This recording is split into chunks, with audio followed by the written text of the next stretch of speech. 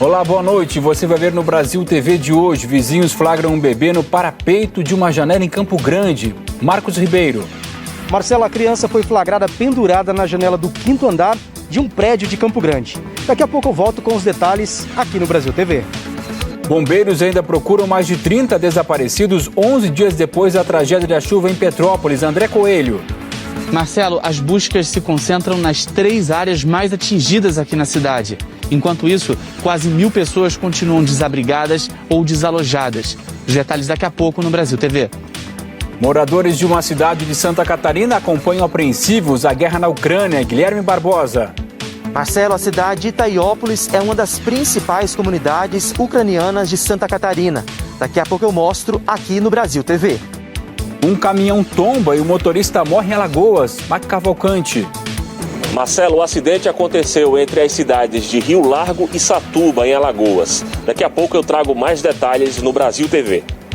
Pernambuco proíbe eventos de carnaval. Daniele Fonseca.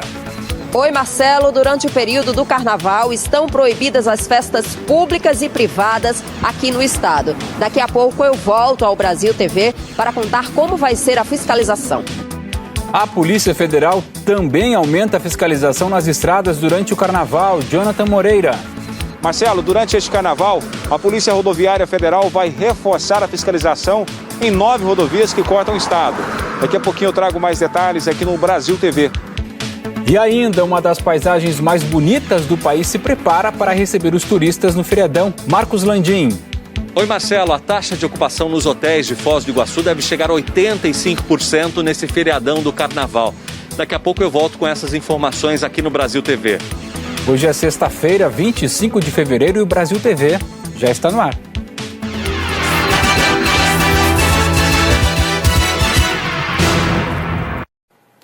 O Brasil TV começa com as investigações do atentado ao ônibus do time do Bahia. A delegação do tricolor baiano foi atacada com explosivos ontem à noite. O Thiago Reis conta que 2 jogadores ficaram feridos. Olá, Marcelo. O ônibus do Bahia foi atacado pouco antes de chegar à Arena Fonte Nova, onde o time enfrentou o Sampaio Corrêa pela Copa do Nordeste. Segundo a polícia, 3 artefatos explosivos foram lançados contra o ônibus. Com a explosão, 2 jogadores foram atingidos. Matheus Bahia, que ficou ferido nos braços, e Danilo Fernandes, que teve vários cortes pelo corpo e também no rosto. O goleiro realizou exames e segue internado em observação. O Danilo foi o jogador mais atingido realmente por esse atentado. Ele tinha lesões tanto em membros inferiores, nas 2 pernas, como em face e tórax. Por essa gravidade das lesões, a gente optou por levar no hospital para ter uma investigação maior das lesões com alguns exames complementares. Ele está bem, não teve nenhuma lesão grave. Hoje o ônibus do clube passou por perícia. A polícia procura testemunhas e câmeras de segurança da região que possam facilitar a identificação dos autores do atentado. Para o clube, foram momentos de tensão que poderiam ter terminado de forma muito trágica. O que houve hoje foi algo de extrema gravidade e nesse momento todos nós poderíamos estar transtornados e em choque pela morte de 40 pessoas dentro de um ônibus. Através das redes sociais, o Sampaio Corrêa, adversário do Bahia, e times de todo o Brasil prestaram.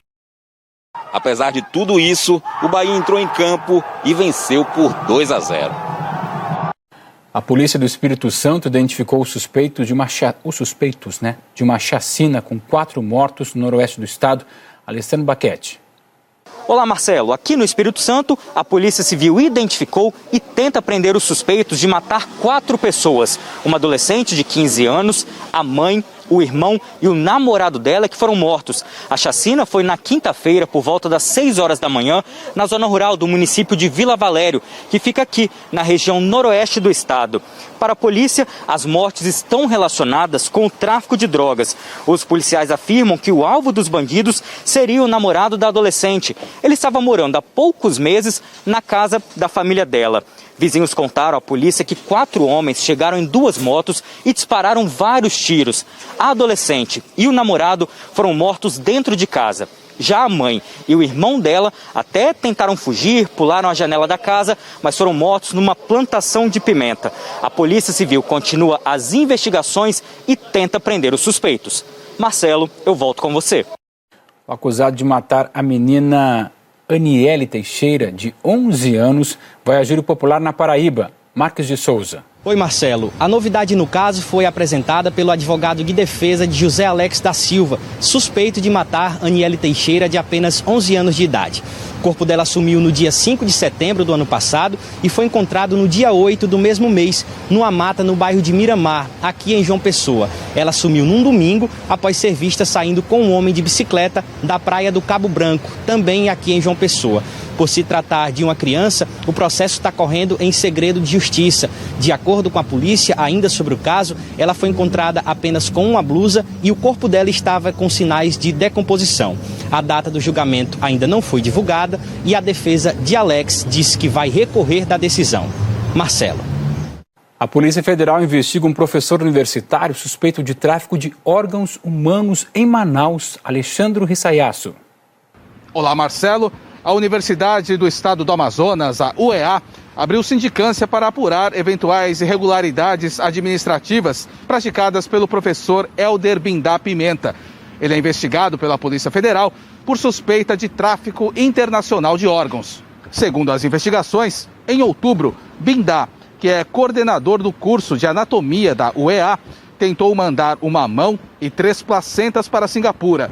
A suspeita é que o material tenha sido desviado da universidade. O aparelho de raio-x dos Correios ajudou a identificar a encomenda.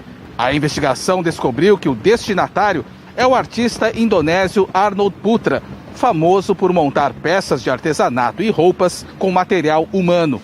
Na terça-feira, a PF cumpriu mandados de busca e apreensão na UEA e na casa do professor Bindá. Por ordem da Justiça, a UEA afastou o professor Helder Bindá Pimenta por 30 dias. E a defesa dele informou que ele vai colaborar com as investigações. Marcelo. Um acidente matou 6 pessoas no norte do Tocantins. Ana Paula Reban. Oi, Marcelo. Todos os corpos foram sepultados nessa sexta-feira aqui no Tocantins. Esse acidente aconteceu na TO 130, perto do município de Barra do Ouro. Segundo informações da Polícia Militar, um carro da Prefeitura de Campos Lindos, da Secretaria Municipal de Saúde, estava levando pacientes para fazer tratamento de câncer até a cidade de Araguaína, que é a maior aqui da região norte, quando o motorista acabou invadindo a contramão e, ao retornar para a pista correta, bateu de frente com um caminhão. 4 mulheres morreram na hora. 2 eram pacientes e 2 acompanhantes. Um bebezinho de 6 meses e o motorista desse carro da prefeitura também morreram. O motorista do caminhão não sofreu ferimentos e tentou prestar socorro na hora. Foi ele quem chamou a polícia e também o guincho. Agora a Polícia Civil vai investigar com mais profundidade as causas desse acidente. Já se sabe que tinham muitos buracos na pista. Marcelo. O motorista morreu depois que o caminhão que ele dirigia tombou. Isso foi em Alagoas. Mike Cavalcante. Marcelo, um motorista de 54 anos morreu após o caminhão que ele dirigia tombar na AL 404, entre as cidades de Rio Largo e Satuba, na região metropolitana de Maceió. O acidente ocorreu na madrugada de hoje. O caminhão transportava 480 caixas de tomate. O motorista e um acompanhante vinham da cidade de Floresta, em Pernambuco, e seguiam para a central de abastecimento aqui na capital alagoana. Não havia sinais de batida no caminhão com outros veículos. O corpo de bombeiros foi acionado para o resgate. O passageiro sobreviveu. A rodovia ficou bloqueada por um bom tempo durante toda a manhã. O Instituto de Criminalística e a Polícia Civil vão investigar a causa do acidente. Marcelo. O aumento repentino da gasolina surpreendeu os motoristas do Piauí. O Ravi Marques explica os motivos. Oi, Marcelo. Aqui em Teresina, 10 postos foram autuados pelo preço abusivo do combustível. As fiscalizações foram feitas pelo Procon estadual e começaram após o aumento repentino no preço da gasolina. Em alguns estabelecimentos da capital, o aumento foi de até 76 centavos. O valor saiu de R$ 6,59 para até R$ 7,35. O Sindicato dos Donos de Postos de Combustíveis nega que o aumento do preço na bomba tenha relação com a guerra entre a Rússia e a Ucrânia. Segundo eles, o reajuste aconteceu devido às oscilações no valor do dólar, que aconteceram nos últimos meses, e que os postos do Piauí dependem mais do combustível importado do que o produzido pela Petrobras. Mas também reconheceu que a invasão da Rússia à Ucrânia deve sim fazer com que o preço dos combustíveis suba ainda mais aqui no estado. A situação está difícil para o piauiense, viu, Marcelo? Volto com você. Uma cidade que fica no interior de Santa Catarina tem uma das maiores comunidades ucranianas no Brasil. O Guilherme Barbosa mostra a apreensão desses moradores com a invasão e a guerra na Rússia. Oi, Marcelo. Itaiópolis, que fica na região do Planalto Norte de Santa Catarina, tem 21 mil habitantes e é a cidade com mais descendentes de ucranianos aqui no estado. São mais de 1.000 famílias que vivem por aqui. Desde o início do conflito, eles têm acompanhado apreensivos a situação no país do leste europeu. Quando veio mesmo a notícia da guerra, ficamos muito entristecidos, muito aflitos, muito temerosos em relação a essa guerra, essa invasão da Rússia na Ucrânia. A comunidade torce por notícias melhores e é pela fé que muitos mantêm a esperança. Milhares de fãs se despediram hoje da cantora Paulinha Abelha, vocalista da banda Calcinha Preta. Tamara Oliveira mostra como foi o velório em Sergipe. Oi, Marcelo. A despedida da cantora Paulinha Abelha, de 43 anos, seguiu pelo segundo dia de velório nesta sexta-feira. Nas primeiras horas da manhã, fãs, amigos e familiares acompanharam o fim do velório no ginásio Constâncio Vieira, em Aracaju. Um longo cortejo se formou pelas avenidas da capital. Por volta de 8h30 da manhã, o cortejo chegou na cidade de Lagarto, no centro-sul de Sergipe. Na rodovia, muitos fãs aguardavam para dar o último adeus a Paulinha Abelha. Em Simão Dias, terra natal de Paulinha, os conterrâneos aguardavam a passagem do carro do Corpo de Bombeiros, que trazia o corpo da cantora. Às 9h30, o corpo de Paulinha chegou ao ginásio. Uma multidão estava à espera para o último adeus. O corpo de Paulinha foi enterrado durante a tarde, em uma cerimônia restrita à família. Eu volto com você, Marcelo. No interior de São Paulo, a Prefeitura de Presidente Prudente começou a ligar de casa em casa para encontrar os mais de 60 mil moradores que estão com a vacinação atrasada. Murilo Zara. Oi, Marcelo. Pois é, aqui em Presidente Prudente, no oeste do estado de São Paulo, o município fez uma parceria com uma universidade e ela funciona assim. Toda semana, a Vigilância Epidemiológica manda uma lista com os nomes e os telefones de moradores que estão com alguma dose da vacina contra a Covid em atraso. E aí, os estudantes da área da saúde, com a supervisão dos professores, ligam para essas pessoas para tentar entender o que é que aconteceu, porque eles atrasaram essa dose da vacina e também estimulam para que as pessoas busquem as unidades de saúde e completem o ciclo de imunização. E olha, esse pessoal aqui vai ter muito trabalho pela frente. Os últimos dados divulgados pela Secretaria de Saúde apontam que cerca de 60 mil moradores têm alguma dose da vacina em atraso. Isso corresponde a aproximadamente 1/4 de toda a população do município. É com você, Marcelo. Veja a seguir, vizinhos flagram um bebê no parapeito de uma janela em Campo Grande. Marcos Ribeiro. Marcelo, a criança foi flagrada pendurada na janela do 5º andar de um prédio de Campo Grande. Daqui a pouco eu volto com os detalhes aqui no Brasil TV. Pernambuco proíbe eventos de carnaval. Daniele Fonseca. Oi, Marcelo. Durante o período do carnaval, estão proibidas as festas públicas e privadas aqui no estado. Daqui a pouco eu volto ao Brasil TV para contar como vai ser a fiscalização. A Polícia Rodoviária Federal também aumenta a fiscalização nas estradas durante o carnaval. Jonathan Moreira. Marcelo, durante este carnaval, a Polícia Rodoviária Federal vai reforçar a fiscalização em 9 rodovias que cortam o estado. Daqui a pouquinho eu trago mais detalhes aqui no Brasil TV. E ainda, uma das paisagens mais bonitas do país se prepara para receber os turistas no feriadão. Marcos Landim.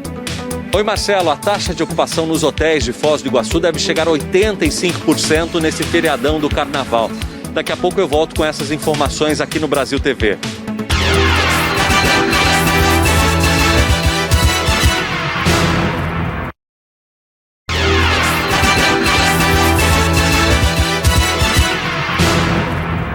O Brasil TV está de volta com a situação de 2 estados que estão isolados do restante do país. A Agatha Lima conta que Acre e Rondônia ficaram sem contato terrestre depois que as águas do rio Jamari invadiram a BR-364. Oi, Marcelo. O Acre e Rondônia estão isolados via terrestre do resto do país. As águas do rio Jamari invadiram a BR-364 na altura do quilômetro 540 no município de Alto Paraíso, que fica entre Rondônia e Mato Grosso. A PRF avisou que não existe previsão para que o trecho seja liberado e orientou que as pessoas evitem as estradas. A BR-364 é a única via de acesso dos estados com o resto do país, com um porém. O Acre só recebe produtos via terrestre, alimentos, combustíveis, remédios. Essa é a segunda vez que o Acre fica isolado por terra do resto do país. Em 2014, as águas do rio Madeira invadiram a BR-364 e o estado ficou por mais de 20 dias isolado. Na época, os moradores enfrentaram racionamento de combustíveis e os supermercados limitaram a compra de itens por consumidor. Marcelo, eu volto com você aos estúdios. Já a Franciele do Vale mostra a situação do outro lado da rodovia, no estado vizinho, Rondônia. O trecho interditado fica no quilômetro 540 da BR-364, em Rondônia, a cerca de 180 quilômetros da capital, Porto Velho. O nível do rio Jamari ultrapassou a marca dos 14 metros, mais de 5 metros acima da cota de alerta e transbordou. O alagamento na BR ocupa cerca de 500 metros da pista. Em alguns pontos, a profundidade da água no asfalto chega a 1 metro, impossibilitando a passagem de veículos. Segundo a Polícia Rodoviária Federal, não há previsão para o desbloqueio da pista, uma vez que o nível do rio deve continuar subindo nos próximos dias. No local, já se formou uma fila de veículos que aguardam a passagem. A BR-364 é a principal via de acesso de Rondônia e também do estado do Acre ao restante do país. De Ariquemes, Franciele do Vale para o Brasil TV. Os bombeiros ainda procuram mais de 30 desaparecidos 11 dias depois da tragédia em Petrópolis. O André Coelho acompanha. Olá, Marcelo. Olá, amigos do Brasil TV. No 11º dia de buscas, as equipes de resgate concentram os esforços nas 3 regiões mais atingidas da cidade. Os bombeiros estiveram hoje no Morro da Oficina, na Vila Felipe e também aqui na Chácara Flora, onde trabalharam também com equipes com cães farejadores que vieram da Argentina. Ao mesmo tempo, quase 1.000 pessoas continuam desabrigadas ou desalojadas na cidade. Por isso, o prefeito de Petrópolis, Rubens Bontempo, anunciou que vai ser montada uma logística em busca de aluguel social para as vítimas da tragédia. E o drama de uma das famílias teve um desfecho. A família do Gabriel Vila Real, de 17 anos, se despediu do estudante. Ele morreu após 2 ônibus afundarem no rio Quitandinha. O corpo foi encontrado e identificado por exame de DNA. Esse trabalho que está sendo feito na cidade em parceria com a Polícia Civil. Volto com você, Marcelo. Enquanto isso, mais de 400 cidades gaúchas estão em situação de emergência por causa da seca. O Bernardo Barcelos conta que em Santa Maria o nível da principal barragem da cidade está 5 metros abaixo do normal. Oi, Marcelo, boa tarde para ti, boa tarde a todos. No Rio Grande do Sul, 419 cidades já decretaram situação de emergência por causa da estiagem. Isso equivale a quase 85% dos municípios. Aqui na região central do estado, em Santa Maria, as 2 barragens que abastecem o município, uma delas no município de Itaara, a Rodolfo Costa e Silva, está 3,5 metros abaixo do nível normal. Essa aqui, que é onde a gente está, do DNOS, está 5 metros abaixo do normal. Ontem até choveu na cidade cerca de 6 milímetros, o que não fez muita diferença nos níveis da barragem. O estado pensa em estratégias para ajudar os produtores rurais e aquelas pessoas que estão sentindo bastante a falta de água. Marcelo, volto contigo. Olha só, em Mato Grosso do Sul, um bebê foi flagrado pendurado na janela de um prédio. O Marcos Ribeiro nos conta. Oi, Cosmo, tudo bem? O menino estava pendurado na janela do 5º andar de um prédio, perto da região central aqui de Campo Grande. Vizinhos contaram que ouviram um choro de criança e quando saíram para ver o que estava acontecendo, ficaram apavorados com o que encontraram. As testemunhas disseram que o menino estava escorado numa tela de proteção e parecia estar cansado. A pessoa que gravou esse vídeo disse que em alguns momentos tinha um adulto segurando a criança, mas em outros ela aparece sozinha. Pouco depois, o bebê foi retirado da janela. Os vizinhos ficaram indignados com essa história. Nós entramos em contato com a Polícia Militar e o Corpo de Bombeiros e eles disseram que não receberam nenhuma denúncia sobre este caso. A Polícia Civil deve apurar se houve negligência por parte dos responsáveis pelo menino. Cosme.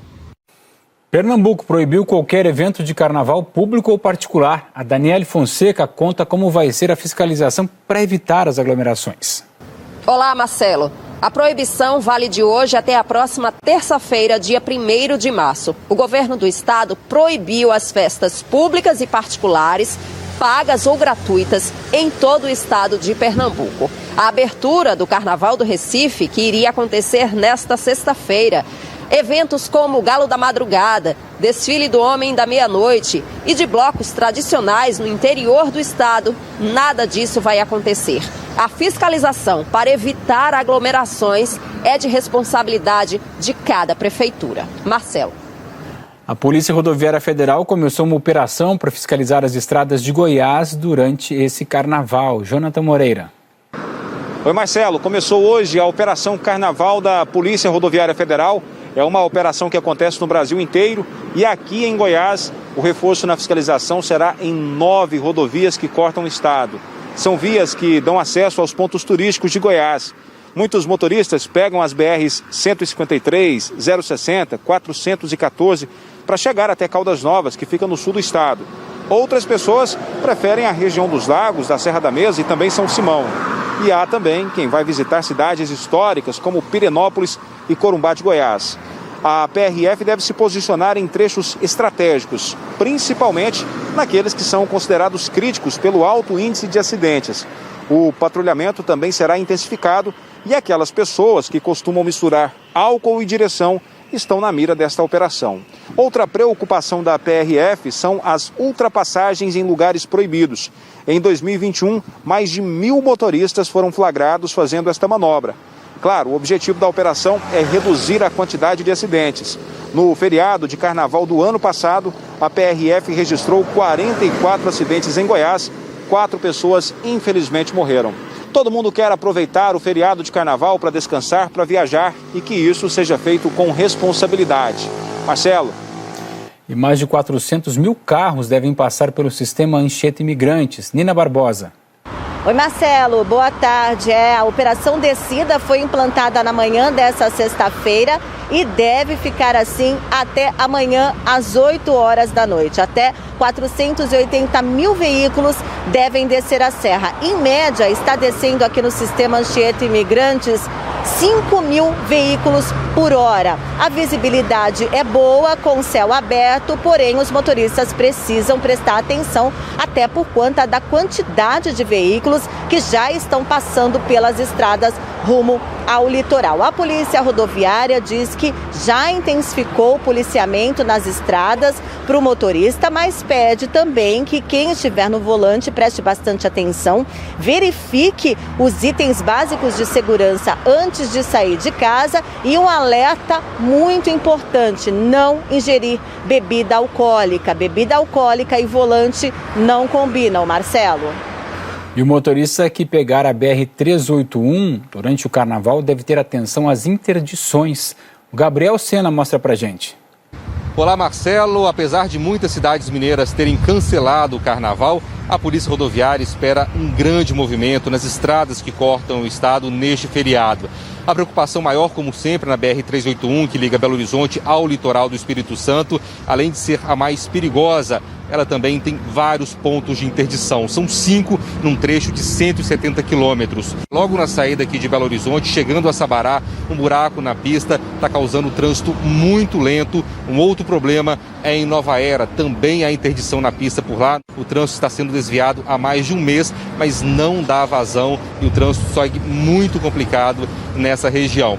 Já na BR-040, que liga a capital mineira ao Rio de Janeiro e a Brasília, não há interdições, mas segundo a concessionária que administra a 040, o aumento deve ser de 25% no número de carros nesse feriado, então os motoristas precisam ficar atentos. Eu volto com você, Marcelo. E Foz do Iguaçu, uma opção para quem quer aproveitar a folga no carnaval. O Marcos Landim conta que a taxa de ocupação nos hotéis deve chegar a 85%. Oi, Marcelo. Aqui em Foz do Iguaçu, a Secretaria de Turismo estima que a cidade vai receber cerca de 20 mil turistas nesse feriadão. Essa estimativa é muito parecida com a divulgada pela direção do Parque Nacional do Iguaçu, onde ficam as cataratas. Por lá, são esperados 19 mil turistas, 8 mil só no domingão. Movimento semelhante ainda de passageiros no Aeroporto Internacional de Foz. São esperados 19.830 embarques e desembarques. Uma pesquisa da Secretaria de Turismo indicou uma taxa de ocupação média de 85% nos hotéis, alguns chegando a 100%. Esse índice é semelhante aos feriados do fim do ano e também da Proclamação da República. Foz conta com quase 30 mil leitos sem hotéis. Marcelo Cosme, é com você. E o Brasil TV fica por aqui. Outras notícias no Jornal Nacional às 8h30, hora de Brasília. Boa noite, bom carnaval, sem aglomeração. Tchau.